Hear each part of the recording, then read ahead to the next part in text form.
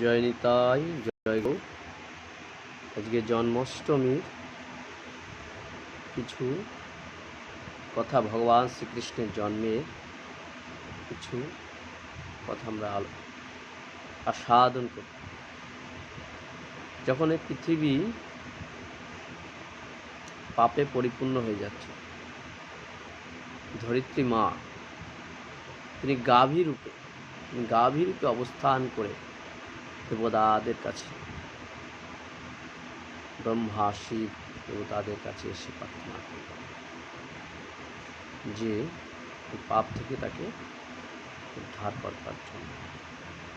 তখন সবাই মিলে ক্ষীরোদসাগরে গিয়ে সেই ভগবানের আস্বাদন স্তুতি করতে লাগলেন যে স্বয়ং ভগবানই এখান থেকে উদ্ধার করতে পারেন। কারণ পৃথিবীতে মনুষ্যরূপী অসুর সমস্ত কিছু ধ্বংস করে দিচ্ছে, মনুষ্যরূপী অসুর। এই জন্য ভগবানের স্তুতি করছেন। তখন ভগবান ব্রহ্মা শুনতে পেলেন খালি যে আমি দেবকীর অষ্টম গর্ভে জন্মগ্রহণ করব। সে ভগবান এর কথা শ্রবণ করে ব্রহ্মা স্বয়ং বললেন যে দেবকীর অষ্টম গর্ভে ভগবান জন্মগ্রহণ করবেন। তার আগে ভগবানের সমস্ত ভক্তবৃন্দরা যেন সেইখানে পদার্পণ করে আগে থাকতে। সেই ভগবান যখন দেবকী অষ্টম গর্ভে, তার আগে অনেক ঘটনা আছে, সমস্ত কিছুই আমরা সাধন করেছি। যখন কংস তার বোনকে দেবকীকে বসুদেবকে নিয়ে যাচ্ছিলেন, তখন আকাশবাণী হয়েছিল, জোরে মূর্খ, যাকে তুই বিবাহ যজ্ঞ দিয়ে নিয়ে যাচ্ছিস সেই বোনের অষ্টম গর্ভে তোর মৃত্যু। এই কথা যখন শ্রবণ করল কংস, তখন তার চিত্তে অন্যরকম বেদনা হল, অসুরের মুক্তি ধারণ হয়ে গেল মনুষ্য থেকে।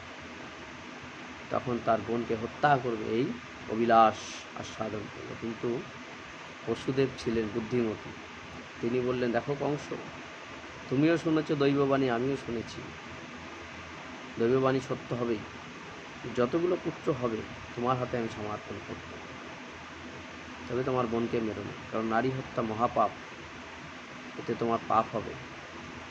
একথা চিন্তা করে তখন কংস তার বোনকে বসুদেবকে কারাগারে রুদ্ধ করল। এইভাবে এক একটা সন্তান হয়েছে আর দিয়েছে। আর যখন দিয়েছে তখন প্রথম সন্তানকে ছেড়ে দিচ্ছিল, কিন্তু নারদ মুনি ভাবলেন যে ভগবান আসতে তো লেট করবে, এইভাবে যদি ছেড়ে দেয়। তখন নারদ মুনি কংসকে বলল, কংস দেখো, অষ্টম গর্ভ বলেছে, 1 থেকে 8, 8 থেকে 1, এবার কোনটা অষ্টম গর্ভ তুমি কি করে বুঝবে? প্রথমটা অষ্টম হতে পারে এবং লাস্টেরটা অষ্টম হতে পারে। এই নারদ মুনির কথা শুনে তখন কংস ওই প্রত্যেকটা সন্তানকে আছাড় মেরে ফেলল মায়ের সামনে।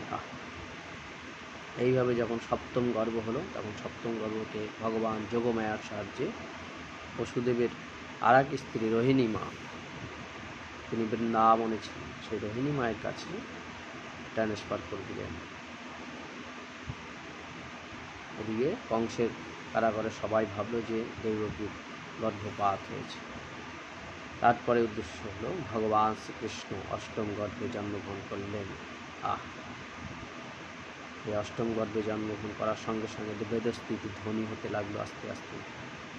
ব্রহ্মা শিব সবাই স্তুতি করলেন দেবকী মায়ের এবং ভগবানের পূজনা স্তুতি করলেন। এবং ভগবান চক্রধারী নারায়ণ তিনি দেবকী এবং বাসুদেবের সামনে দাঁড়িয়ে রইলেন এবং অভ্যর্থনা করলেন। তখন ভাবলেন ভগবান এ তো আমাকে ভগবান রূপে পুজো করছে। তখন ভগবান তাদের কাছ থেকে মায়া মোহিত করলেন, করে তিনি বালক রূপে জন্মগ্রহণ নিলেন। এই জন্য ভগবানকে বলা হয় অজনী সম্ভাবা।